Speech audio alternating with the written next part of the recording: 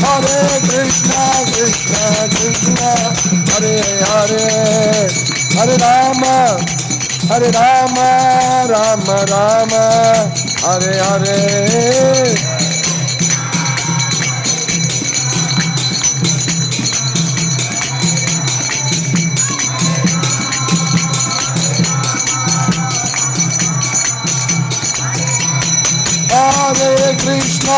Hare Krishna, Krishna Krishna, Hare Hare, Hare Rama, Rama Rama, Hare Hare.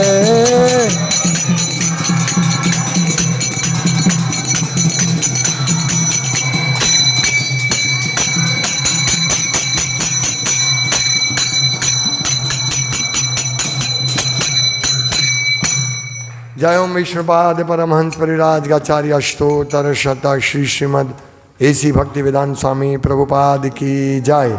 अनंत कोटि वैष्णव वृंद की जय।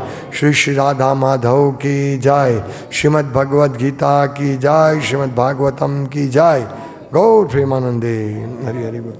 नमो विष्णुपादे कृष्ण पृष्ठ भूतले श्रीमद् भक्ति विकास स्वामी नित्य नामिने।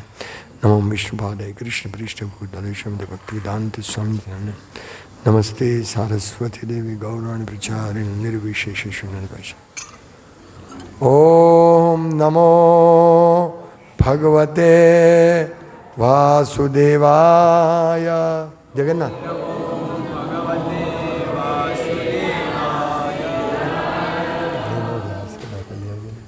ओम नमो भगवते वासुदेवाय।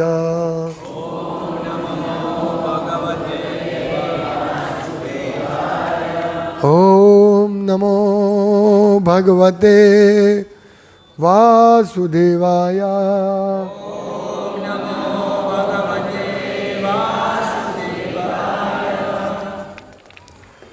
तो श्लोक नहीं बोलता ना अपने એટલે પારાયણ કરીએ છીએ। ઓકે। શ્રીમદ ભગવદ્ ગીતા તેના મૂળ રૂપે અધ્યાય 3 કર્મયોગ શ્લોક સંખ્યા 34।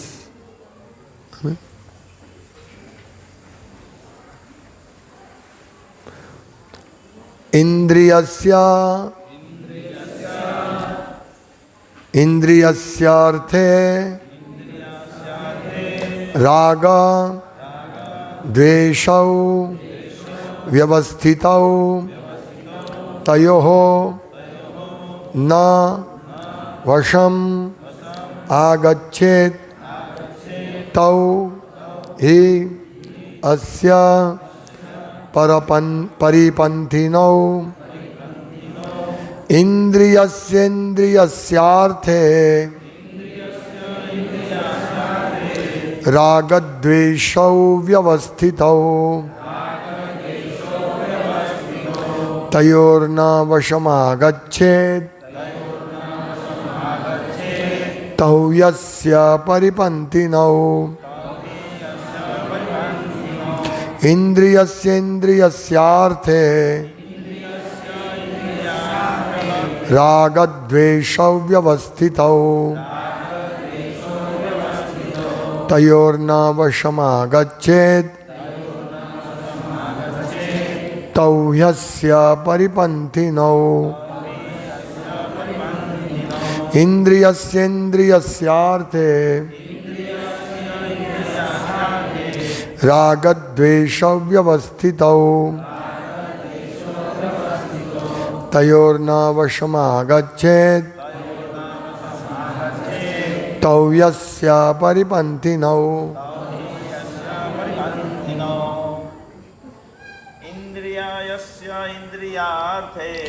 इंद्रियास्येन्द्रियार्थे रागद्वेषौ व्यवस्थितौ तयोर्न वशमागच्छेत्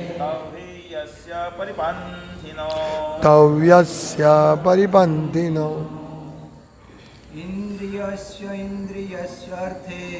इंद्रियस्येन्द्रियस्यार्थे रागद्वेषौ व्यवस्थितौ तयोर्नावशमागच्छेत् तौ यस्य परिपन्थिनो।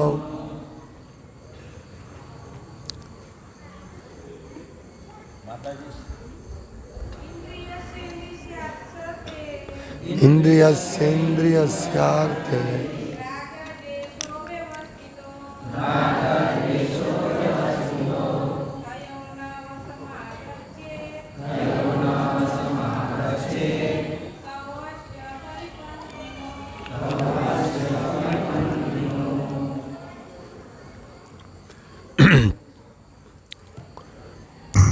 शब्दार्थ अनुवाद અને ભાવાર્થ શ્રી શ્રીમદ એસી ભક્તિ વેદાંત સ્વામી શિલ પ્રભુપાદ દ્વારા ઇન્દ્રિયસ્ય ઇન્દ્રિયોના ઇન્દ્રિયસ્ય અર્થે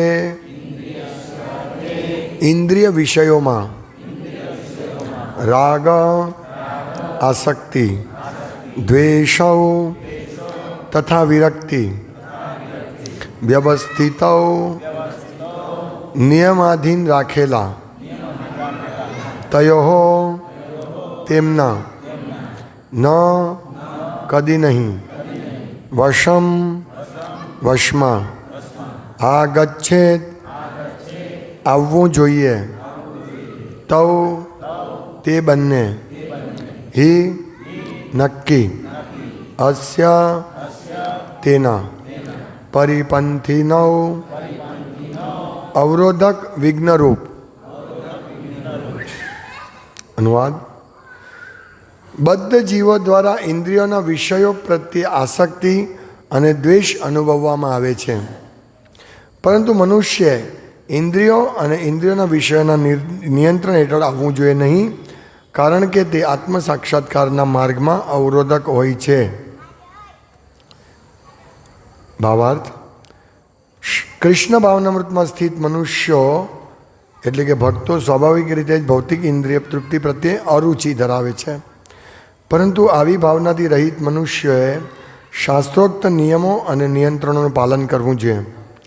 અનિયંત્રિત વિષય ભોગ એ ભૌતિક બંધનનું કારણ છે, પરંતુ પ્રમાણભૂત શાસ્ત્રોના નિયમો તથા નિયંત્રણોનું પાલન કરનાર મનુષ્ય ઇન્દ્રિય વિષયોમાં ફસાતો નથી. ઉદાહરણાર્થ, જાતીય સુખ બદ્ધ જીવ માટે જરૂરી છે અને લગ્ન સંબંધ હેઠળ જાતીય સુખ માણવાની છૂટ આપવામાં આવે છે. શાસ્ત્રોની આજ્ઞા અનુસાર પોતાની પત્ની સિવાયની અન્ય સ્ત્રીઓ સાથે જાતીય સુખ વર્જ્ય છે અને અન્ય સ્ત્રીઓને પોતાની માતા સમાન ગણવી જોઈએ. પરંતુ આ શાસ્ત્રના આદેશો હોવા છતાં મનુષ્ય અન્ય સ્ત્રીઓ સાથે જાતીય સંબંધ રાખવાનું વલણ ધરાવે છે. આવી વૃત્તિઓને અંકુશમાં રાખવી પડે, અન્યથા તેઓ આત્મસાક્ષાત્કારના માર્ગમાં અવરોધક બને છે. જ્યાં સુધી આ ભૌતિક શરીર રહે છે ત્યાં સુધી શારીરિક જરૂરિયાતો અને નિયમનો હેઠળ સંતોષવાની છૂટ આપવામાં આવે છે. તેમ છતાં આવી છૂટના નિયંત્રણ ઉપર વિશ્વાસ રાખવો ન જોઈએ. મનુષ્ય અનાસક્ત રહીને જ નિયમોનું પાલન કરવું જોઈએ, કારણ કે જેમ રાજમાર્ગ પર પણ અકસ્માતની શક્યતા રહેલી હોય છે, તેમ નિયમાધીન વિષય ભોગમાં પણ મનુષ્ય પથભ્રષ્ટ થઈ શકે છે. રાજમાર્ગોની કાળજીપૂર્વક જાળવણી કરવામાં આવે છે, છતાં પણ સૌથી વધારે સલામત માર્ગમાં પણ કોઈ આફત નહીં આવે તેની બાહેંધરી કોઈ આપી શકે નહીં. ભૌતિક સંઘને કારણે વિષય સુખની વૃત્તિ ઘણા લાંબા સમયથી ચાલુ રહી છે. તેથી નિયમન હેઠળનું વિષય સુખ ભોગવવા છતાં અધઃપતન થવાની સંભાવના રહેલી જ હોય છે. માટે નિયંત્રિત વિષય સુખની આસક્તિથી પણ સર્વથા દૂર રહેવું જોઈએ. પરંતુ કૃષ્ણ ભાવનામૃતમાં આસક્તિ રાખવાથી અથવા કૃષ્ણની દિવ્ય પ્રેમમય ભક્તિમાં કાર્યરત રહેવાથી મનુષ્ય સર્વ પ્રકારના ઇન્દ્રિય વિષયક કાર્યો પ્રત્યે વિરક્ત થઈ જાય છે.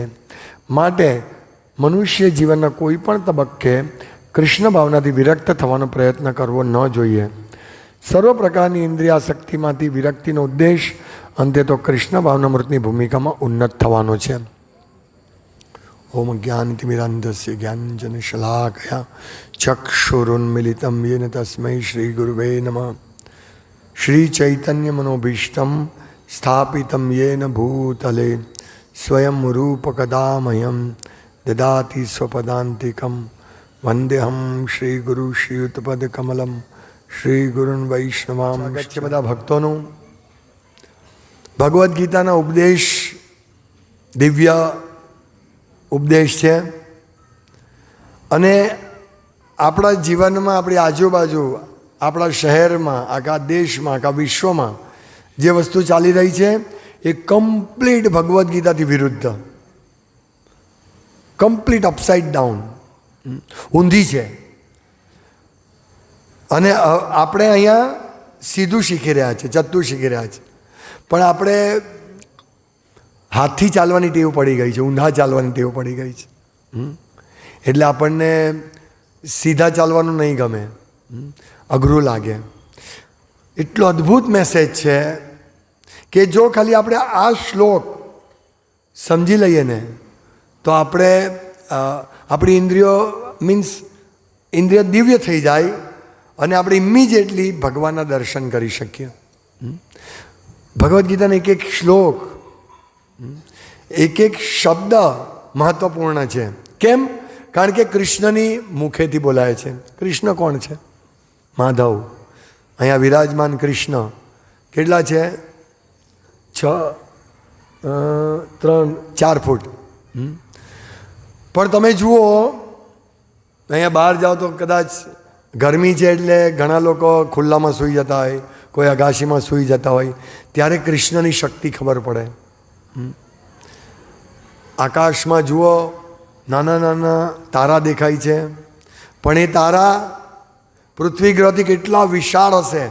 અને એ બધા સ્વર્ગલોકના તારા છે. સ્વર્ગલોક ઉપરના ગ્રહો છે કે જ્યાં સુખ પૃથ્વીની સરખામણીમાં જે આપણને સુખ ભોગવી રહ્યા છે એનાથી કરોડો ગણું સુખ છે. અને વિશાળ આકાશ, એ વિશાળ આકાશ તો આપણા બ્રહ્માંડનો એક નાનકડો ભાગ છે. આપણી જે દ્રષ્ટિમાં જેટલું આકાશ છે ને એ તો કશું જ નથી. એનાથી વિશાળ જગ્યા, 400 કરોડ માઇલ આ બ્રહ્માંડનો વિસ્તાર છે. અને આપણે 400 કરોડ માઇલવાળા બ્રહ્માંડ, ઈંડા આકારના બ્રહ્માંડમાં રહીએ છીએ. ખાલી આપણે રાત્રે જે આકાશ, તે પરથી વિચારી શકાય કે આટલું આપણે આકાશ દેખાય છે અને જે તારા આટલા નાના નાના દેખાય છે. આપણે મોબાઈલમાં ગૂગલ મેપ જોઈએ તો ગૂગલ મેપ જ્યારે આખા આપણે નાનો કરીએ તો ભારતનું નામ નિશાન નહીં દેખાય આખા વિશ્વમાં, હા ને? ભારતનું નામ નિશાન નહીં હોય. પણ આપણે રાત્રે સૂઈએ જોઈએ જે આકાશ દેખાય છે તે આકાશ ખાલી એક બ્રહ્માંડનું છે. અને એવા અનંત બ્રહ્માંડો છે, અનંત. એ અનંત બ્રહ્માંડ, એક એક બ્રહ્માંડ રાઈના દાણા જેવું છે. આપણે જેમાં રહીએ છીએ રાઈના દાણા જેવું છે ભગવાનની દ્રષ્ટિએ. વિચારો. અને એ રાઈના દાણાનો આખો ગુણ ભરેલી, એક ગુણ ભરેલી હોય રાઈના દાણાની, કોણ ગણી શકે? તો આપણે જે આકાશ દેખાય છે એ તો આપણું નાનામાં નાનું આકાશ છે. આપણું બ્રહ્માંડ નાનામાં નાનું 4 મુખ બ્રહ્માંડનું, 4 મુખવાળા બ્રહ્માજીનું બ્રહ્માંડ છે. એવા કરોડો મુખવાળા બ્રહ્માજી છે, અબજો મુખવાળા બ્રહ્માજી છે. તો એ બ્રહ્માંડ કેવું હશે? અને એ બધા બ્રહ્માંડ ભેગા થઈને ભગવાન માટે એક નાનકડો ભાગ બની રહ્યો છે. એ ભગવાન કૃષ્ણ છે. અને કૃષ્ણથી આપણે વિખૂટા પડી ગયા છે, દૂર, બહુ દૂર ચાલ્યા ગયા છે. ભાગવતમાં વર્ણન છે વૈકુંઠનું, બહુ સુંદર વર્ણન છે. વૈકુંઠમાં કોઈ ભય નથી. જન્મ, મૃત્યુ, ઘડપણ અને રોગનો કોઈ ભય નથી. એક્ઝામ હમણાં બધાની ગઈ તો 2 તફાવત આવે, તો ભક્તોને આ તફાવત ખબર હોવો જોઈએ. વૈકુંઠ અને ભૌતિક જગતનો તફાવત શું છે? તો પહેલું, વૈકુંઠમાં જન્મ, મૃત્યુ, જરા, વ્યાધિ નથી. ભૌતિક જગતમાં છે? યસ. હા, ભૌતિક જગતના લોકો સુંદર નથી દેખાતા. આધ્યાત્મિક જગતના લોકો, વૈકુંઠ જગતના લોકો એટલા સુંદર દેખાય છે, એટલા સુંદર છે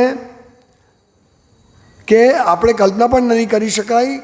અને આધ્યાત્મિક જગતમાં એટલો બધો આનંદ છે, આ ભૌતિક જગતમાં આનંદ નથી. દુઃખાલયમાં શાશ્વતમ, આ જગતમાં આનંદ નથી. અસંખ્ય તફાવતો છે. અને આપણે આ આનંદમય જન્મ મૃત્યુ જ્યાં નથી, જ્યાં માત્ર ને માત્ર આનંદ છે, જ્યાં માત્ર સુખ છે અને જ્યાં કોઈ પ્રકારની ચિંતા નથી, તે જગતમાંથી આપણે અહીંયા આવ્યા છીએ. તે જગતમાંથી આવ્યા છીએ. હું અહીંયા આવ્યો છું નવસારી સુરતથી, તો 1 દિવસ રહીશ, 2 દિવસ રહીશ, પછી થશે હવે ઘરે જવું છે. થાય ને બધાને, આપણને થાય ઘરે જવું છે. પણ આપણને કદી થતું નથી કે આપણે હવે પાછા વૈકુંઠ જવું છે. કોઈને થાય છે કે વૈકુંઠ જવું છે?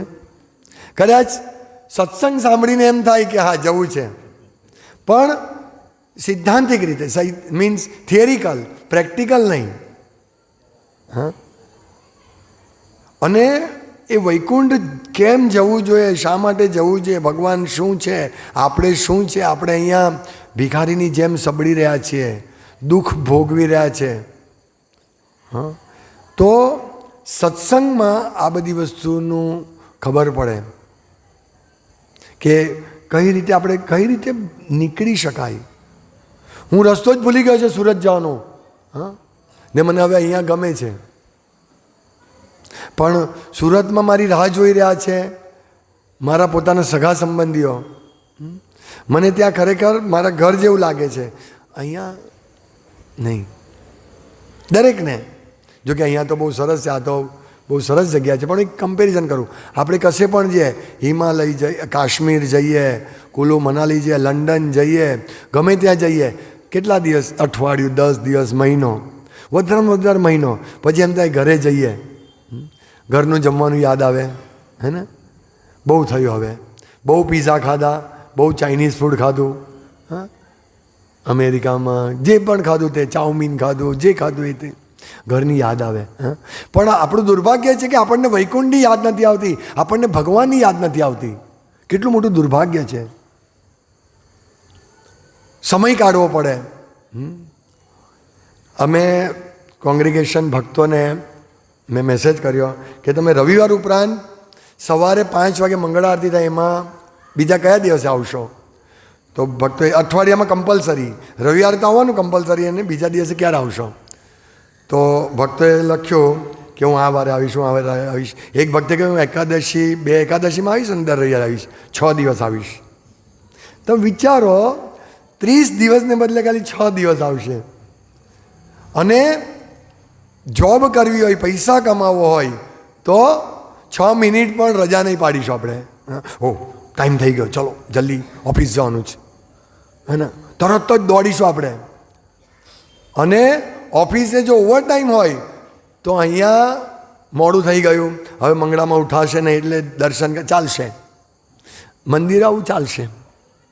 આપણી ઇન્દ્રિયો જો કેવી થઈ ગઈ છે, કેટલી બધી જડ બની ગઈ છે કે જ્યાં આપણું ખરેખર સુખ નથી ત્યાં આપણી ઇન્દ્રિયો કામ કરવા જઈ રહી છે, અને જ્યાં ખરેખર સુખ છે ત્યાં જવા તૈયાર નથી.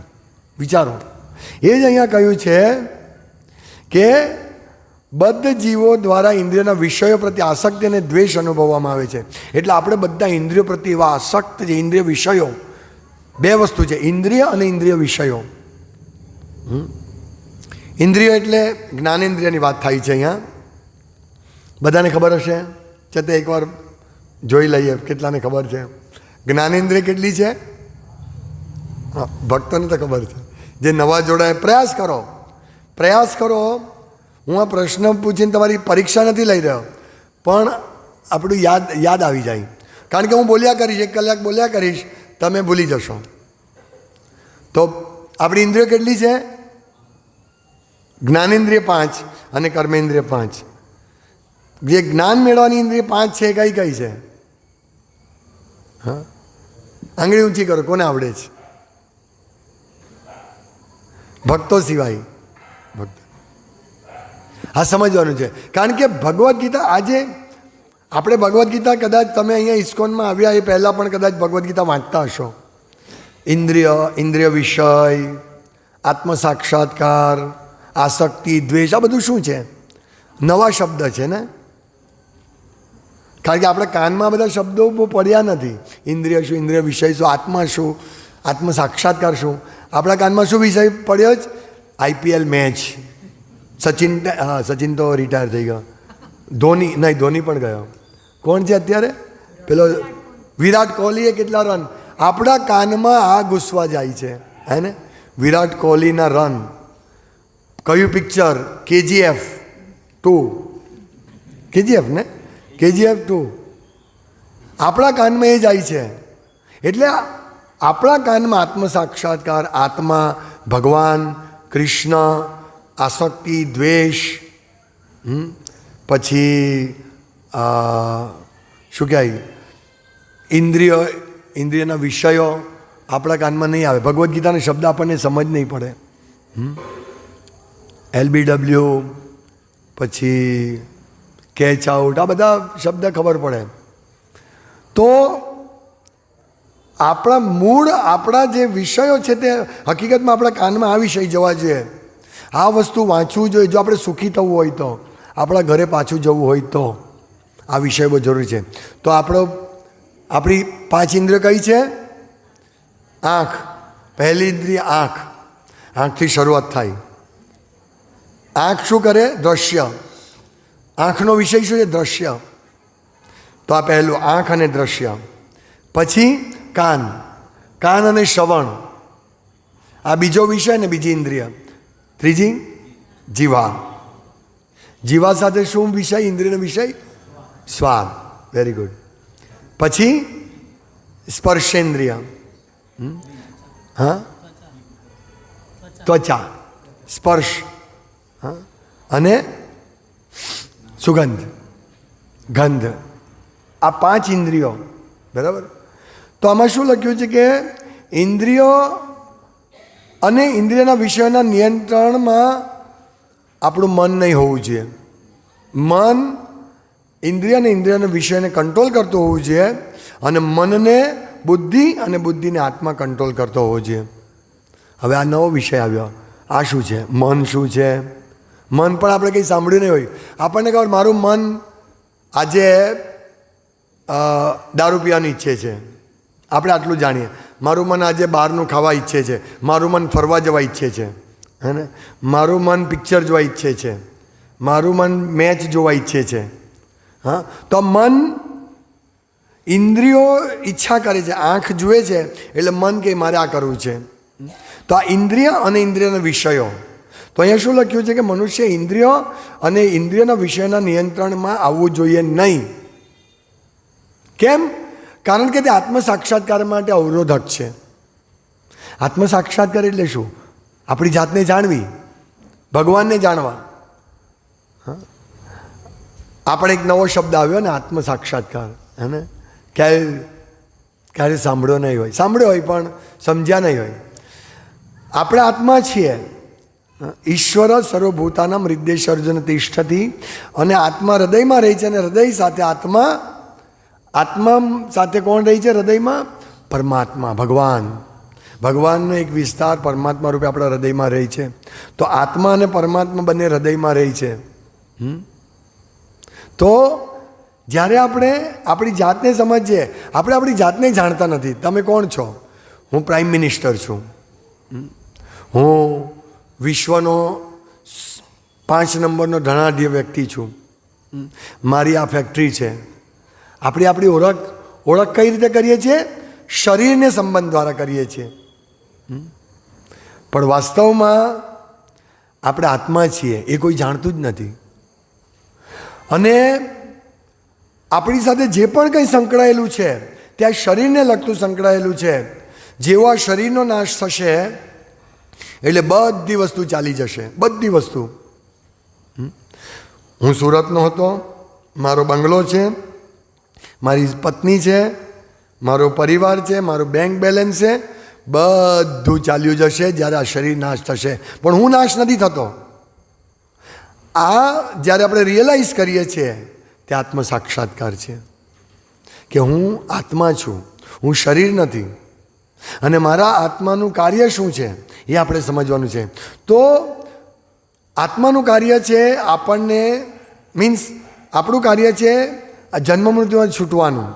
અત્યારે આપણે એકદમ બંધાયેલી અવસ્થામાં છીએ આ 5 ઇન્દ્રિયોને કારણે. જ્ઞાનેન્દ્રિય 5 જ્ઞાનેન્દ્રિય, આંખને કારણે, કાનને કારણે, નાકને કારણે. તો આને કારણે આપણે બંધાયેલા છીએ. એ ઇન્દ્રિયો એટલી બધી જડ બની ગઈ છે કે જ્યાં સુખ નથી ત્યાં સુખ શોધી રહી છે. આપણે જોઈએ છે કે ટીવી જોઈએ, કોઈ સિરિયલ જોઈએ, કોઈ પિક્ચર જોઈએ, પણ કેટલો સમય, અડધો કલાક, 1 કલાક, 2 કલાક, પછી કંટાળી જઈએ છીએ. કંઈક નવું, કંઈક નવું, કંઈક નવું, કંઈક નવું. આંખને દરેક વખતે નવો વિષય જોઈએ, દ્રશ્ય નવું જોઈએ છે.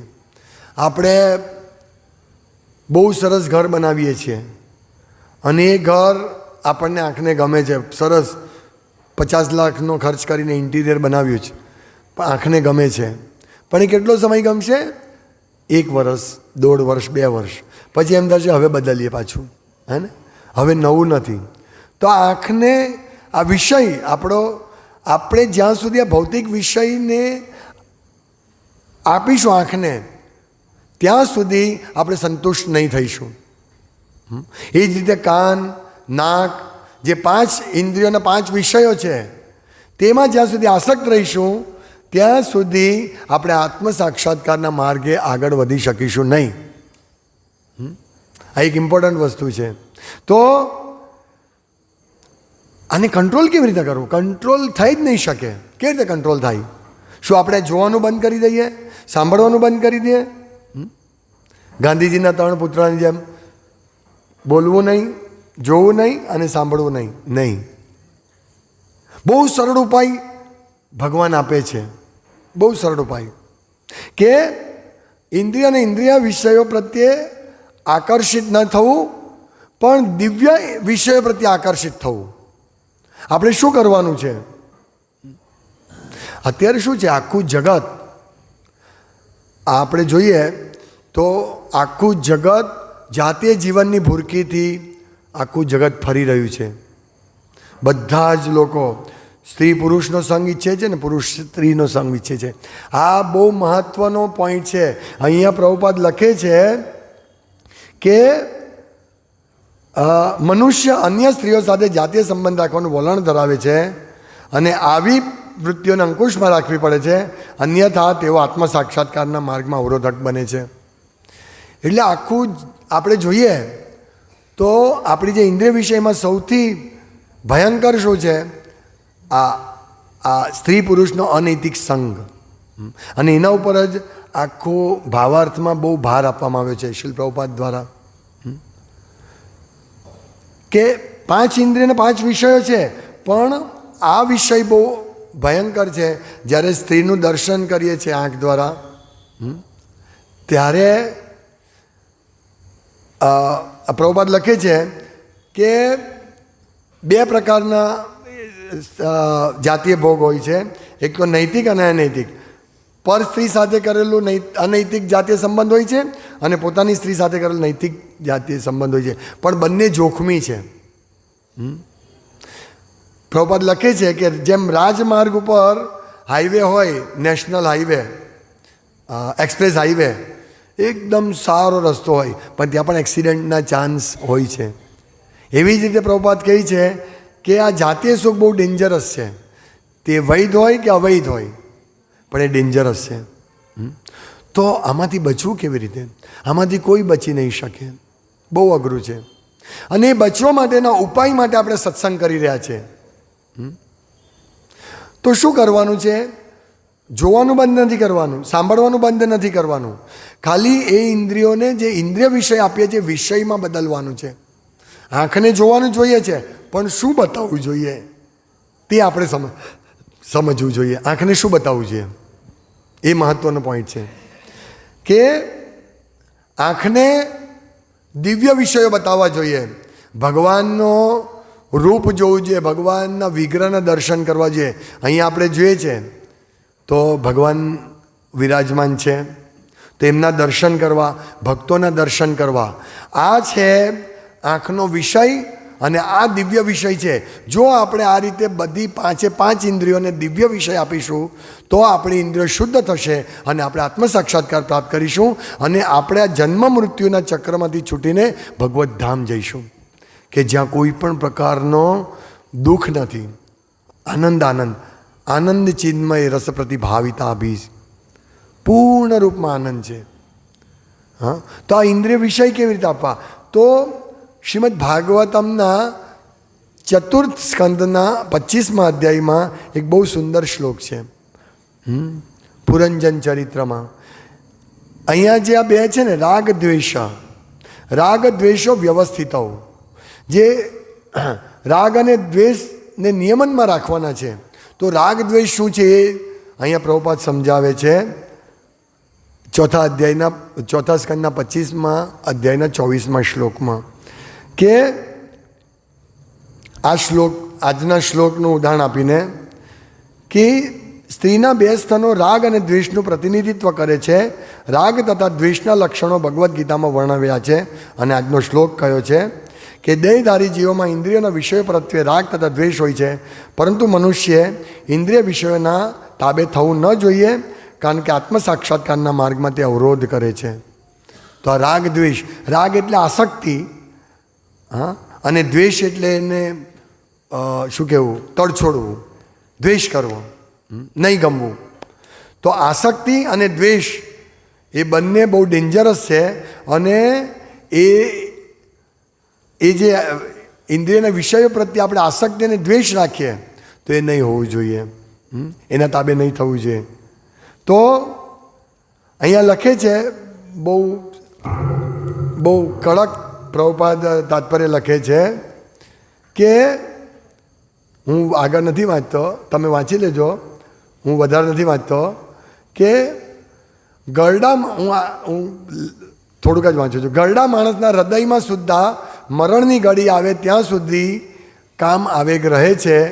આવા આવેગથી તમે વિચારો, એટલે એવું નથી કે આ જે કામ વાસના છે, હા, સ્ત્રી પ્રત્યેનો ભાવ, જાતીય જીવન એ યુવાનીમાં જ રહેશે નહીં. જેમ જેમ આપણે આગળ વધીશું અને વૃદ્ધ થઈશું તો વધશે, ઘટશે નહીં. આમાં સ્પષ્ટ લખ્યું છે કે આ કામ આવેગ મૃત્યુને અંત સુધી રહે છે. હવે તો આનો ઉપાય કરવો પડશે, હા, કારણ કે કામેશ ક્રોધેશ રજોગુણ સમુદ્ભવ મહાશનો મહાપાપમાં સિદ્ધિ એ નમ્ય વૈરિણમ. આજે કામ જે છે એ ડિઝાયર, ઈચ્છાઓ, એ જો સંતોષાશે નહીં તો એનો નાનો ભાઈ ક્રોધ, કામેશ ક્રોધેશ, કામ સંતોષાશે નહીં એટલે ક્રોધ ઉત્પન્ન થશે અને આ બંને રજોગુણને કારણે ક્રોધ ઉત્પન્ન થશે. કામેશ ક્રોધેશ રજોગુણ સમુદ્ભવ મહાશનો મહાપાપમાં, એ મહાન પાપી છે અને મહાન વેરી છે. બહુ મોટો વેરી છે, આપણો સૌથી મોટો વેરી આ છે, કામ અને ક્રોધ. અને જ્યાં સુધી આપણા હૃદયમાં આ રહેશે કામ ક્રોધ લોભ મોહ મદ મત્સર્ય, હા, ત્યાં સુધી આપણને આત્મ સાક્ષાત્કાર નહીં થશે. તો આમાંથી છૂટવું કઈ રીતે? તો એક બહુ સુંદર શ્લોક યમુનાચાર્ય આ કહે છે, યદવધિ મમ ચેત કૃષ્ણ પદારવિંદે નવ રસ ધામ્યુદ્યતમ રંતુમાસીત તદવધિ બત નારી સંગમે સ્મર્યમાણે ભવતી મુખ વિકાર સુષ્ઠુનિષ્ઠિ વનમ ચ. બહુ સુંદર સમજવા જેવું છે. યમુનાચાર્ય કહે છે કે જ્યારથી હું કૃષ્ણની દિવ્ય પ્રેમ લક્ષણા સેવામાં તલ્લીન થયો છું તથા તેમની સેવામાં નિત્ય નવા સુખો અનુભવી રહ્યો છું, ત્યારથી મૈથુન સુખનો વિચાર આવતા જ મારા હોત ઘૃણાથી વાંકા થાય છે અને એવા વિચાર પર હું થૂંકું છું. હા, તો મનુષ્ય જ્યારે આધ્યાત્મિક પ્રગતિ કરે છે ત્યારે તેને જુવાન સ્ત્રીના રક્ત માંસના લોચા સમાન સ્થાનોનું આકર્ષણ થતું નથી. આ બહુ ઇમ્પોર્ટન્ટ પોઈન્ટ છે. તો આપણે શું કરવું પડે? એક જ વસ્તુ છે, આધ્યાત્મિક પ્રગતિ કરવાની છે, બસ. જો રાગ અને દ્વેષમાંથી છૂટવું હોય, આ જગતમાંથી છૂટવું હોય, કામ ક્રોધ લોભ મોહ મદ મત્સરમાંથી છૂટવું હોય તો આધ્યાત્મિક પ્રગતિ કરવી પડે. અને આધ્યાત્મિક પ્રગતિ કરીએ કેવી રીતે? એક બહુ મોટો વિષય છે. પણ એની શરૂઆત થાય આપણી પાંચે પાંચ જ્ઞાનેન્દ્રિયોને કૃષ્ણની સેવામાં લગાડી દો. પાંચે પાંચ ધ્યાન. હું એક બહુ સરસ ચૈતન્ય ચરિતામૃતમાંથી ઉદાહરણ આપું છું. ભગવાન ચૈતન્ય મહાપ્રભુ, અહીંયા કેટલો સુંદર ફોટો છે, કેટલા ઉત્સાહથી કીર્તન કરી રહ્યા છે. આ ચૈતન્ય મહાપ્રભુ એમના અંતિમ લીલાઓમાં સ્વયં કૃષ્ણ છે. ચૈતન્ય મહાપ્રભુ સ્વયં કૃષ્ણ છે, પણ એ ભક્તના રૂપમાં આવ્યા છે અને ભગવાનની પોતાની ભક્તિનો આસ્વાદન કે રાધા રાણીને મારામાં એવું શું આકર્ષણ છે, મારી સેવામાં મારું એવું શું માધુર્ય છે, તે જાણવા માટે સ્વયં ચૈતન્ય મહાપ્રભુ રાધારાણીનો ભાવ, સ્વયં કૃષ્ણ રાધારાણીનો ભાવ લઈને આવે છે ચૈતન્ય મહાપ્રભુ રૂપે.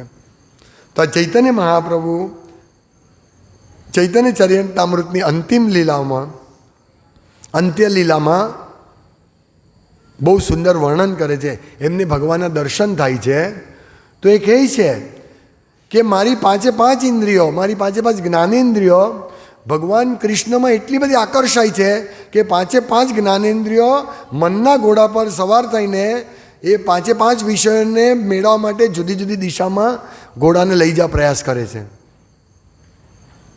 આ ઉદાહરણ, આ એક રૂપક છે કે ઘોડો એક છે અને એની પર વ્યક્તિ બેઠેલો છે. તે પાંચે પાંચ દિશામાં, જુદી જુદી દિશામાં ઘોડાને લઈ જવા માગે છે. દરેક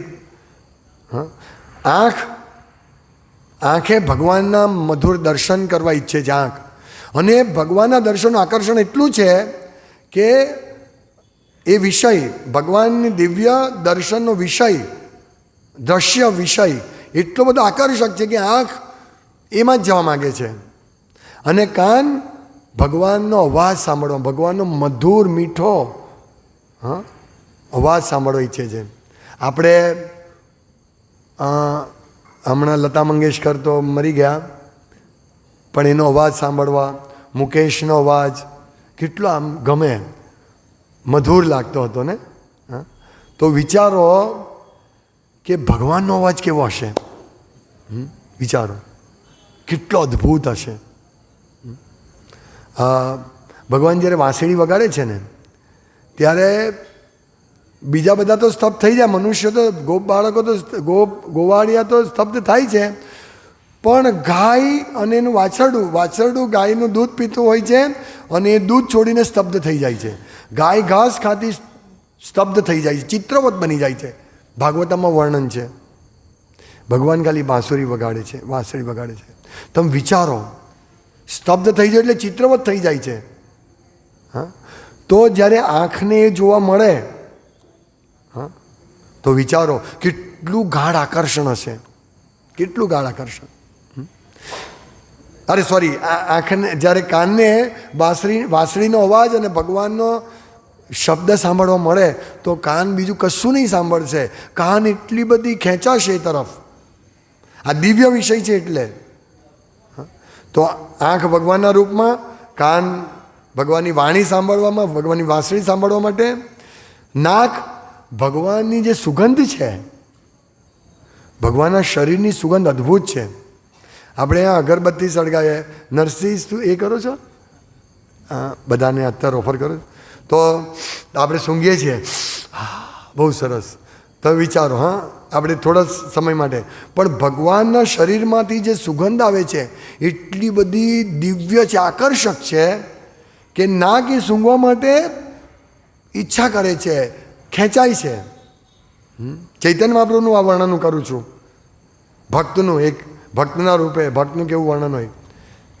પછી કાન, નાક, આંખ, જીવા ભગવાનના અધર હોઠનો અમૃતનો સ્વાદ લઈને લેવા માટે આકર્ષાય છે. અને સ્પર્શેન્દ્રિય ભગવાનના શરીર એટલું શીતળ છે, કરોડો ચંદ્રથી પણ વધારે શીતળ છે ભગવાન કૃષ્ણનું શરીર. વિચારો, શીતળ એટલે ઠંડુ નહીં, શીતળ, આપણને શીતળ પ્રદાન કરે. અત્યારે બહુ ગરમી છે, થોડો પવન આવે છે પણ ગરમી છે ને, અને શીતળ પવન આવે તો આવો કરોડો ગણો શીતળ ભગવાનનો સ્પર્શ છે. ભગવાનનો સ્પર્શ કરવા માટે ત્વચા તલપાપડ બને છે. તો વિચારો ચૈતન્ય મહાપ્રભુ વર્ણન કરે છે કે મારી પાંચે પાંચ ઇન્દ્રિયો હું રોકવા માગું છું પણ રોકી નથી શકાતી. ભગવાનના જે પાંચ દિવ્ય વિષયો છે, ભગવાનમાંથી જે પાંચ દિવ્ય વિષય મળે છે તેમાંથી રોકી નથી શકાતી મારી ઇન્દ્રિયોને. હું શું કરું? હું મરી જ જઈ રહ્યો છું. વિચારો. હા, આ વર્ણન કદાચ અતિશયોક્તિ લાગે પણ અતિશયોક્તિ નથી, વાસ્તવિકતા છે. આપણે જોઈએ છે, અને એક બહુ તુચ્છ ઉદાહરણ આપી શકું કે ઘણા લોકો પિક્ચર જોઈએ છે, બહુ ઇન્ટરેસ્ટિંગ પિક્ચર આવે છે અને ખાઈ રહ્યા છે, પિક્ચર જોઈએ છે. કોઈ આવ્યું છે પછી પછી પછી નહીં, કેટલા તલ્લીન એકદમ. ટીવી સિરિયલ, પિક્ચર, બરાબર, બીજું કશું જ દેખાશે નહીં. અથવા કોઈ ગીત સાંભળતું હોય, હા, પહેલાં લોકો સાયગલનું ગીત સાયગલ, મુકેશ, રફી, કિશોર કુમાર, હા, કુમાર શાનું, બહુ સરસ, મને સાંભળવા દો, હે ને. તો વિચારો, આની કોઈ તુલના જ નથી, ભગવાનના દિવ્ય વિષય સાથે કોઈ તુલના જ નથી. તો હવે આપણે શું કરવાનું છે? આપણને તો આ દિવ્ય વિષયની અનુભૂતિ થવાની નથી. હા, થશે? આપણું તો એક સુંદર સ્ત્રીને જોવામાં આપણે એવા છીએ. એકચ્યુઅલી આ વિશ્વની જે સામ્રાજ્ઞી કહેવાય, મિસ વર્લ્ડ, મિસ યુનિવર્સ કહેવાય. મિસ યુનિવર્સ નહીં કહેવાય, એ ખોટો શબ્દ છે. હા, મિસ પૃથ્વી કહેવાય વધારે. યુનિવર્સમાં તો ઓહો, અપ્સરા કેટલી સુંદર છે, કેટલી સુંદર અપ્સરાઓ. હા, કે આપણા અહીંયાની સારામાં સારી મિસ પૃથ્વી એ પણ દેડકા જેવી લાગે. વિચારો. ને અહીંયાની મિસ પેલી ના, ભારતની એક બહુ સુંદર દેખાય હિરોઈન, શું નામ? ઐશ્વર્યા રાય તો દોષી થઈ ગઈ.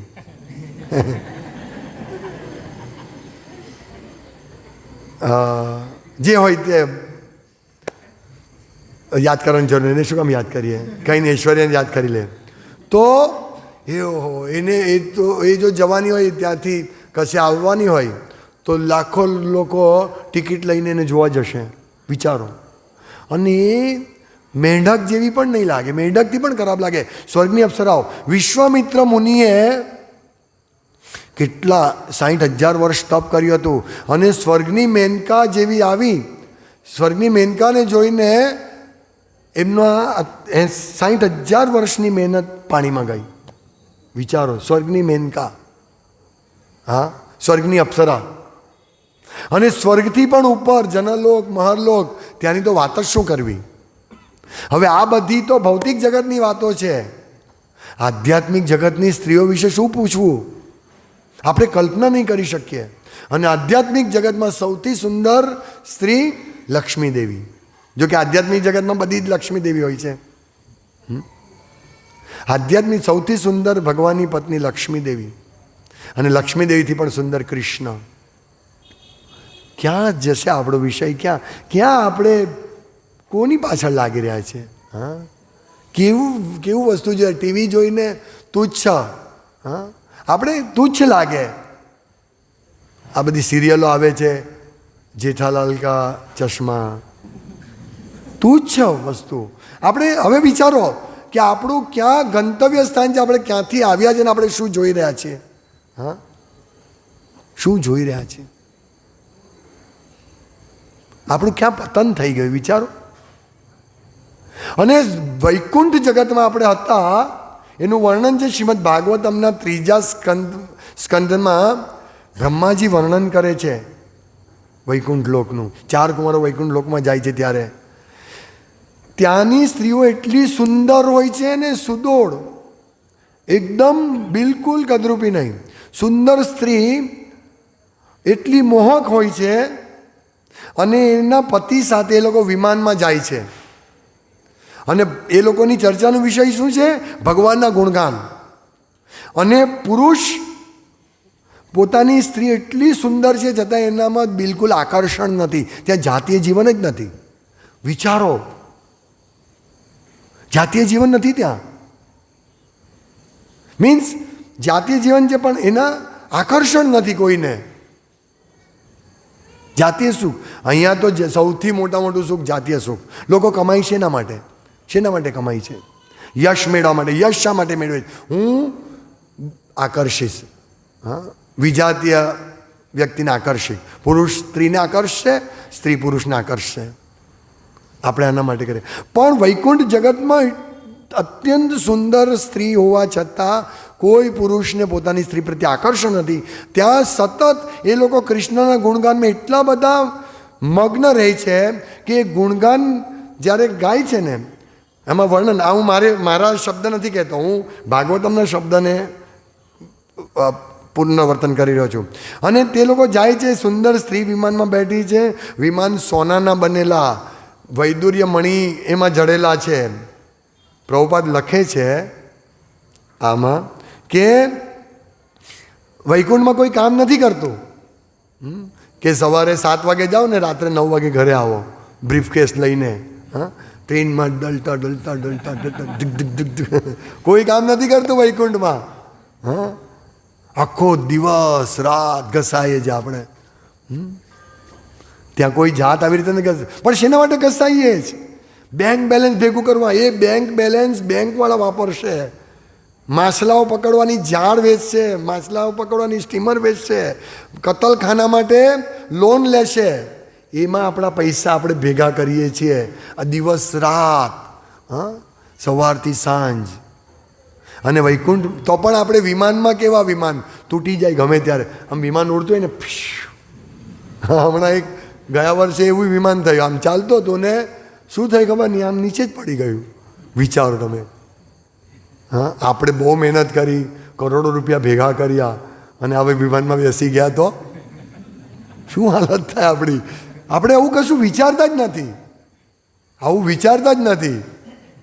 આપણે તો એમ કે ચાલો વિમાનમાં બેસી ગયા, હવે આપણે પૈસા, હવે પૈસાની આગળ આપણે કશું વિચારતા જ નથી કે આ પૈસા ક્યાં જશે, એનું શું ઉપયોગ કરવાનો, કોણ વાપરશે. બધા કૃપણ છે. હા, 1 રૂપિયો ભગવાનની સેવામાં નહીં આપશે. કરોડો મોટું બેંક બેલેન્સ હશે. તો મારો પોઈન્ટ શું હતો કે વૈકુંઠમાં કોઈ કામ નથી કરતું, આટલું આકર્ષણ. અને એ લોકો જ્યારે જઈ રહ્યા છે ત્યારે સુગંધી પવન આવે છે, સુગંધી. અને એ એટલો બધો આનંદિત સુગંધ હોય છે. આપણે તો બધામાંથી દુર્ગંધ, મારામાંથી તો નીકળે, તમારા બધાને ખબર નહીં. તો દુર્ગંધ પણ તે એટલી સુગંધ છે. પણ એ સુગંધના આનંદને સાઈડ પર એને ધ્યાનમાં નથી લેતા, કારણ કે એ લોકો ભગવાનના ગુણગાન કરવામાં, ભગવાનની લીલામાં એટલા બધા મગ્ન છે કે એમને આ ગમતું નથી. વિચારો. આ પરિસ્થિતિમાંથી આપણે આવ્યા છીએ, વૈકુંઠમાંથી, ગોલોકમાંથી આપણે અહીંયા આવ્યા છીએ ને આપણે હાલત તો જુઓ. અને આ ઉપદેશ ભગવાને આપવો પડે છે. શું કે મનુષ્ય ઇન્દ્રિયો અને ઇન્દ્રિયના વિષયોના નિયંત્રણ હેઠળ આવવું જોઈએ નહીં, કારણ કે તે આત્મ સાક્ષાત્કારના માર્ગમાં અવરોધક છે. તો આપણે બધા ઇન્દ્રિય અને ઇન્દ્રિયના વિષયમાં દબાઈ ગયા છે. ખાઓ, પીઓ, મોજ કરો. હા, ભસ્મીભૂતસ્ય દેહસ્ય કુતો પુનરાગમનમ ભવેત. ચાર્વાક મુનિના શિષ્ય બની રહ્યા છે પ્રભુપાદના, અને શુદ્ધ ભક્તના શિષ્ય છોડીને ચાર્વાક મુનિ, આખી દુનિયા ચાર્વાક મુનિના શિષ્ય બની ગયા છે. ચાર્વાક મુનિ ખબર છે તમને કોણ છે? 1 નંબરનો શું કહેવાય, નાસ્તિક. એનું સૂત્ર શું છે કે ઋણમ કૃત્વા ઘૃતમ પીબેત યાવત જીવેત સુખમ જીવેત. હા, ભસ્મીભૂતસ્ય દેહસ્ય કુતો પુનરાગમનમ ભવેત. એ કહે છે કે યાવત જીવેત સુખમ જીવેત, જ્યાં સુધી જીવો સુખથી જીવો. હા, કોણે આ બધું જોયું છે? હા, મર્યા પછી કોણે જોયું છે? યાવત જીવેત સુખમ જી, સુખ. અરે ભાઈ, સુખથી જીવવા માટે ઘી જોઈએ ને. હા, તો ઘી નથી.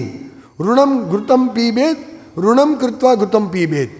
લોન લઈ લો ને ઘી લાવો. અરે ભાઈ, લોન ચૂકવવી પડશે ને. ભસ્મીભૂતસ્ય દેહસ્ય કુતો પુનરાગમન. અરે ભાઈ, દેહ ભસ્મીભૂત થઈ જશે, કોણ લોન ચૂકવવાનું? છોડો ને. લોન લો, ઘી પીઓ, ખૂબ મજા કરો. આ દેહની ચિંતા નહીં કે તો બળીને ભસ્મ થઈ જશે. છો ને બેંકવાળા નોટિસ આપ્યા કરતા. આ ચાર્વાક મુનિ અને એના બહુ બધા શિષ્યો છે. હા, કેટલી બધી લોન, ટીવી લઈ લ્યો, કાર લઈ લો, વોશિંગ મશીન લઈ લ્યો, નકામી વસ્તુ લઈ લ્યો. કોઈ એક કામની વસ્તુ કોઈ દિવસ જાહેરાત આવે છે કે ભગવદ્ ગીતા લઈ લ્યો? એ ભગવદ્ ગીતા જાહેર કરવા જાય તો મફત આપવા છે તો નહીં નહીં નહીં નહીં, ક્યાં રાખવું આને એમ કે. ઘણી વાર એમ કે ક્યાં રાખવું ભગવદ્ ગીતા. જે ભગવદ્ ગીતા તમને આટલું ઉચ્ચ જ્ઞાન આપે છે, ભગવદ્ ગીતા શરૂઆત કરે છે આ જ્ઞાનની, અને તમને ક્યાં પહોંચાડે છે? આત્મ સાક્ષાત્કારની શિખર ઉપર પહોંચાડે છે, ભગવાનના દર્શન સુધી ભગવદ્ ગીતા પહોંચાડે છે. એ ભગવદ્ ગીતા કોઈ લેવા તૈયાર નથી, મફત. અને જે તમને નરકમાં, હા, ત્રિવિધમ નરકસ્ય ધારમ, આ કામ, ક્રોધ અને લોભ, આ 3 નરકના દ્વાર છે. એ તમે લોન લઈને ચૂકવવા જે છે. આ 3 કામ અને ક્રોધ ને લોભ આ નરકના દ્વાર છે. હા, એ ઇન્દ્રિય વિષયના મેઇન આ બધા નાચે. આપણી ઇન્દ્રિય વિષય આના માટે નાચે, કામ ક્રોધ લોભના ઈશારે નાચે. તો આટલો સરસ મેસેજ મળી રહ્યો છે ભગવદ્ ગીતામાંથી, પણ આપણું એટલું બધું પતન થઈ ગયું છે. આપણે એવા ડૂબી રહ્યા છે કરણમાં, આ કાદવમાં એવા ડૂબી રહ્યા છે કે આપણે બચવાનો પ્રયાસ જ નથી કરતા. મજા આવે છે. ભેંસ હોય ને, ભેંસ, એને કાદવ પાણીમાં બહુ ગમે, આખો દિવસ પડી રહેશે. ડોબી, હા, આખો દિવસ પડી રહેશે. કોને ગમે? હા, નહીં. આમાંથી બહાર આવવું છે આપણે. આ કાદવ, આ ભૌતિક જગત કાદવ સમાન છે. અને આપણી ઇન્દ્રિયો અને ઇન્દ્રિયનો વિષય, આ ભૌતિક વિષયો આપણને કાદવમાં વધારે ને વધારે નીચે લઈ જઈ રહ્યા છે. તો આ કાદવમાંથી બહાર નીકળવું, શરૂઆત ક્યાંથી કરવી? હા, સેવન મુખે જીવા દો. સૌથી પહેલાં જે 5 ઇન્દ્રિય છે ને, એમાં સૌથી ભયંકર ઇન્દ્રિય છે જીવા. આ જીવા એટલી ભયંકર ઇન્દ્રિય છે કે જો તમે એને કંટ્રોલ નહીં કરશો ને તો આપણો આખો વિનાશ કરશે. એટલે સૌથી પહેલાં જીવાને કંટ્રોલ કરવાનો. તો આપણે જીવાને કૃષ્ણ પ્રસાદ આપો. આ સૌથી પહેલો નિયમ લો. આ જે વિષયને, ઇન્દ્રિય અને વિષયને તાબામાં નથી આવવાનું, તેનો પહેલો ઉપાય છે જીવાને કૃષ્ણ પ્રસાદ આપો. કૃષ્ણ પ્રસાદ છે કશું નહીં આપો. એટલે તમે જોશો કે સત્સંગ પછી અને આપણા મંદિરમાં રોજ કૃષ્ણ પ્રસાદ વિતરણ થાય છે. આ મુખ્ય કારણ. તમે આવશો, ફિલોસોફી સમજશો, ઇન્દ્રિય શું છે, ઇન્દ્રિય વિષય, એ તો પછીની વાત છે. એટલે અહીંયા તમે જો ગેટ ઉપર જ કૃષ્ણ પ્રસાદ બધાને મળે છે. આ મંદિરનો સૌથી મોટો નિયમ છે કે અહીંયા જે પણ આવે કૃષ્ણ પ્રસાદ લીધા વિના જવું નહીં જોઈએ. પણ હવે આપણા બધા બીજા બધા મંદિરોમાં સાકળના પડીકા મૂકી દે અહીંયા, સાકળ, અને સાકળ લઈને ચાલ્યા જાય. પણ એકચ્યુઅલી કૃષ્ણ પ્રસાદ વ્યવસ્થિત મળવો જોઈએ. આ કૃષ્ણ પ્રસાદથી જીવા કંટ્રોલમાં થશે. તો જીવા, ઉદર અને જનેન્દ્રિય આ 3 એક લાઇનમાં છે. જો તમે કૃષ્ણ પ્રસાદ ખાશો ને તો પેટ સંતુષ્ટ થશે, હા, ઉદર, અને ઉદરને કારણે જનેન્દ્રિય સંતુષ્ટ થશે. અને જો જનેન્દ્રિય સંતુષ્ટ થશે ને, મીન્સ જનેન્દ્રિય શાંત થશે, તો આપણે 90% યુદ્ધ જીતી ગયા માયા સામે. એટલે કૃષ્ણ જ આ કરી શકે. અને કૃષ્ણ પ્રસાદ મીન્સ કૃષ્ણની કૃપા. તો કૃષ્ણ પ્રસાદ જીવામાં આપીશું એટલે સૌથી પહેલી સ્વાદેન્દ્રિય સંતોષ હશે. જીવા સંતોષ હશે ને, બધું કામ થશે. પછી ધીમે ધીમે ઉદર, હા, જનેન્દ્રિય સંતોષ હશે. આપણું મોટા ભાગનું કામ પતી જશે, મોટા ભાગનું. કારણ કે આપણે કમાવાનું કારણ જ આ છે, આકર્ષણ, વિજાતી આકર્ષણ. આખું જગત જે ગોળ ગોળ ઘૂમી રહ્યું છે ને, નવસારીવાળો સુરતમાં જાય ને સુરતવાળા નવસારી કામ કરવા આવે. આવું જ છે, બધા આવું જ ચાલી રહ્યું છે. તો આ જે ગોળ ગોળ જગત ઘૂમી રહ્યું છે ને, તે મૂળ જે ધરી છે તે આ જાતીય જીવન. એટલે જો જનેન્દ્રિય કાબૂમાં આવી ગઈ ને, એ કૃષ્ણ પ્રસાદથી આવશે. અને સાથે સાથે આંખને ભગવાનના દર્શન કરો. એટલે મંગળા આરતીમાં આવો, બધા ભગવાનના દર્શન કરો સવારે. લોકો 12 વાગ્યા સુધી મેચ જોઈએ, IPL મેચ, 12-1. હું ભણતો હતો, કૃષ્ણ ભાવનામૃતમાં નહોતો, તો ભારત પાકિસ્તાનની મેચ હતી રાત્રે 11 વાગે, 11 વાગે, 11 થી 3. તો એ મેચ જોવા ઉઠેલા, 11:03 આખી મેચ જોઈ મેં, વિચારો. પણ જો મંગળા આરતી કરવી હોય ને તો એ નહીં અવાશે. એટલે આપણે આપણી ઇન્દ્રિયોને એવી કસરત કરાવો. શું કસરત? એવી ટ્રેનિંગ આપો. જો સિંહ હોય, સિંહ પણ ટ્રેનિંગ આપીએ ને તો સિંહ પણ આપણું જેવું કહે તેવું ચાલે. સિંહને કોણ કાબૂમાં લઈ શકે? સિંહની સવારી કોઈ કરી શકે? સિંહની સવારી કેટલી જોખમી છે કે સિંહ ઉપર બેસવું પણ જોખમી અને નીચે ઉતરવું પણ જોખમી. તો આપણી બધી ઇન્દ્રિય સિંહથી ભયંકર છે. સિંહને કદાચ કંટ્રોલમાં લે, ઇન્દ્રિયને કંટ્રોલમાં નહીં થાય. એટલે ઇન્દ્રિયને કંટ્રોલ લેવા માટે કૃષ્ણની કૃપા જોઈએ. એટલે કૃષ્ણ પ્રસાદથી શરૂઆત કરો અને પછી આંખને બધા વિષયો કૃષ્ણને દિવ્ય વિષય આપો. તો કૃષ્ણના દર્શન કરવા, ભક્તોના દર્શન કરવા. હા, પછી કાન કૃષ્ણ કથા સાંભળી. જેમ તમે અત્યારે કાનને શેમાં લગાડી રહ્યા છો? કૃષ્ણ કથા સાંભળો. આ કૃષ્ણ કથા જ છે. જાતીય વાત હોય, સ્ત્રીની વાત આવે છે, મેચની વાત, આ બધું કૃષ્ણ કથા છે. કેમ? કારણ કે કૃષ્ણ સાથે સંકળાયેલું છે. એટલે આ કૃષ્ણ કથા છે. ઐશ્વર્યાનો પણ ઉદ્ધાર થઈ જશે કારણ કે એ પણ કૃષ્ણ કથામાં આવી. એટલે આ કૃષ્ણ કથા છે. તો કાનને આવા વિષય સાંભળવાના ટેવ આ પાડો. સેવન મૂકે જીવા દો.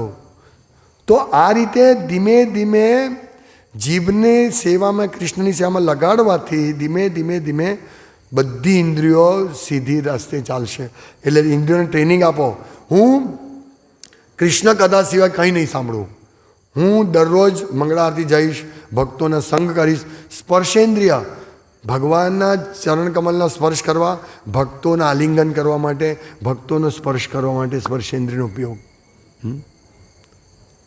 નાકને ભગવાનને અર્પણ કરેલા તુલસી પત્ર, ફૂલ એને સૂંઘવામાં. તો આ રીતે 5 જ્ઞાનેન્દ્રિયના 5 વિષયો શુદ્ધ હશે તો 5 જ્ઞાનેન્દ્રિય શુદ્ધ થશે અને આપણું આધ્યાત્મિક પ્રગતિ થશે. અને આધ્યાત્મિક પ્રગતિ થશે ત્યારે આપણે કોઈ આકર્ષણમાં લખ્યું છે કે આધ્યાત્મિક પ્રગતિ થવાથી આપણું બધું આકર્ષણ ચાલ્યું જશે અને પછી આપણને રિયલાઇઝેશન થશે કે ભાઈ હું આ જગતનો નથી, મારું ઘર તો સુરત છે. ત્યારે આપણને ભાન થશે કે મારું ઘર તો વૈકુંઠ છે ને હું ક્યાં ફસે કે આ બધા અજાણ્યા લોકો વચ્ચે. હા, કોઈને કોઈની પડી નથી. કોઈને કોઈની પડી નથી. હું અજાણ્ય વ્યક્તિ લોકો વિશે બેચે. અને જુઓ ક્યાં સુધી કોઈને પડી નથી. હું કોઈને જમવાનું આપો, હા, અને એ વ્યક્તિ મને ગાળ દે તો કેવું લાગે તમને? હે, અરે આ ખરો માણસ છે, આ બિચારો જમવાનું આપે છે, હા, અને એને ગાળ દે છે. ભગવાન કૃષ્ણ આપણને જમવાનું આપે છે. ભગવાન કૃષ્ણ આપણને હવા આપે છે. ભગવાન કૃષ્ણ આપણને સૂર્ય આપે છે એટલે આપણે જોઈ શકીએ છીએ. ભગવાન આપણને સાંભળવાનું આપે છે, ઇન્દ્રિય. હા, ભગવાન જમવાનું બધું A to Z ભગવાન આપે છે. અને આપણે કહીએ છીએ નાસ્તિક બનીને ભગવાન ભગવાન કંઈ નથી. આપણા જેટલા મૂર્ખ કોણ હોઈ શકે? કોઈ ટેક્સ ચૂકવીએ જ.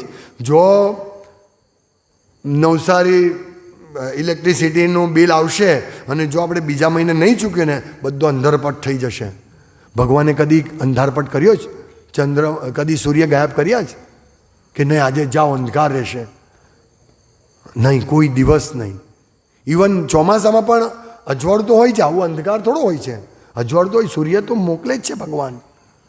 પણ વાદળા, વરસાદ અને લીલી લીલી વનસ્પતિ એ માયા સમાન છે. આ જે વાદળા છે, આકાશ પરમેનન્ટ છે પણ વાદળા અસ્થાયી છે. એ માયા છે. માયા વિશે પણ કોઈક વાર બીજા બોલીશું. પણ કહેવાનું તાત્પર્ય આપણે ભગવાનનો આભાર માનવો જોઈએ કે ભગવાન તમારો ખૂબ આભાર, તમે અન્ન પૂરું પાડો છો. પણ અન્ન ડાયરેક્ટ નથી લેવાનું, કૃષ્ણને અર્પણ કરીને અન્ન લેવાનું. દરેક વસ્તુ, ફૂલ ભગવાન પૂરા પાડે છે. ભગવાન શું પહેર્યું છે? ફૂલ. કોણે આપ્યા? કોણે આપ્યા? ભગવાને આપ્યા. આપણે તો ખાલી લઈને લઈ આવ્યા. હા, ભગવાનના જ ફૂલ ભગવાનને અર્પણ કર્યા પણ ભગવાન સંતુષ્ટ છે. જુઓ, આવો વ્યક્તિ ક્યાં મળશે તમને? ક્યાં મળશે? અર્જુને ભગવાને કહ્યું કે કૃષ્ણ તમે રથને સેનારો ભયો મધ્યે, આ ઉભય બંને સેનાની વચ્ચે રથ લઈ જાઓ. કૃષ્ણ કે ઓકે ચાલો લઈ જાઉં છું. આવો કોઈ મળશે તમને માલિક? મળશે તમને મુકેશ અંબાણી? એ મુકેશભાઈ જરા ગાડી ડ્રાઈવ કરો ને મારી, મુકેશભાઈ કરશે તમારી ડ્રાઈવ? તમે મુકેશભાઈને મળી બી નહીં શકશો. હે, મુકેશભાઈને જોઈ શકશો, અથવા નરેન્દ્ર મોદી, મોદી સાહેબ મારી ગાડી ડ્રાઈવ કરો ને, જરા મને લઈ જાઓ ને, કરી શકશો તમે? કૃષ્ણને તમે કહી શકશો, કૃષ્ણ ભગવાન છે તો પણ કૃષ્ણને કહી શકશો કે કૃષ્ણ એટલા બધા દયાળુ છે. વિચારો, મહાત્મા વિદુરે કૃષ્ણને કેળાની છાલ ખવડાવીને કૃષ્ણે ખાઈ લીધી. તો વિચારો, સુદામાએ તાંદુલ આપ્યા વાસી માગી લાવેલા, કૃષ્ણએ એને એક મુઠ્ઠી એક બડકો લીધો. શું આપ્યું? આ કૃષ્ણ છે અને આપણે એમને તરછોડી રહ્યા છીએ, આપણે એમને ભૂલી ગયા છીએ. આપણા પિતા, હા, બધા આપણે મમે વાંશો જીવ લોકે જીવ ભૂતા. ભગવાન સ્પષ્ટ કહે છે કે મારા અંશ છે આ જીવાત્મા, આપણે ભગવાનના પુત્ર છીએ, પણ આપણે ભગવાનને ભૂલી ગયા છે. હું મારું ઘર ભૂલી ગયો છું. ભગવાન ક્યાં રહેતા? ભગવાન સાથે આપણે રહેતા હતા, ભગવાનની વાતો કરતા હતા. આ પાછું જેમ એક પાગલ થઈ ગયો ને માણસને એક એવો રોગ છે, એ ભૂલી જાય. એમાં એ પોતે કોણ છે ભૂલી જાય. આપણે બધે રોગથી એ પીડિત થયા છે. અને ભાગવતમ, ભગવદ્ ગીતા એ દવા છે આપણને રોગમાંથી દૂર કરવાની. અને એ દવા દ્વારા જો આપણે ભાગવતમ, ભગવદ્ ગીતા વાંચીશું, ભક્તોનો સંગ કરીશું, પ્રસાદ ગ્રહણ કરીશું, તો આપણે આ રોગમાંથી મુક્ત થઈશું. અને આપણે તો કૃષ્ણના અંશ છીએ, આપણા પિતા કૃષ્ણ છે, અને આ છે આત્મા સાક્ષાત્કાર. એટલે અહીંયા શું લખ્યું છે કે મનુષ્ય ઇન્દ્રિય અને ઇન્દ્રિયના વિષયોના નિયંત્રણ હેઠળ આવવું જોઈએ નહીં, કારણ કે તે આત્મ સાક્ષાત્કારના માર્ગમાં અવરોધક છે. સમજ પડી સમજ? હરે કૃષ્ણ. શિલ પ્રભુપાદ કી જાય, શ્રીમદ ભગવદ્ ગીતા કી જાય.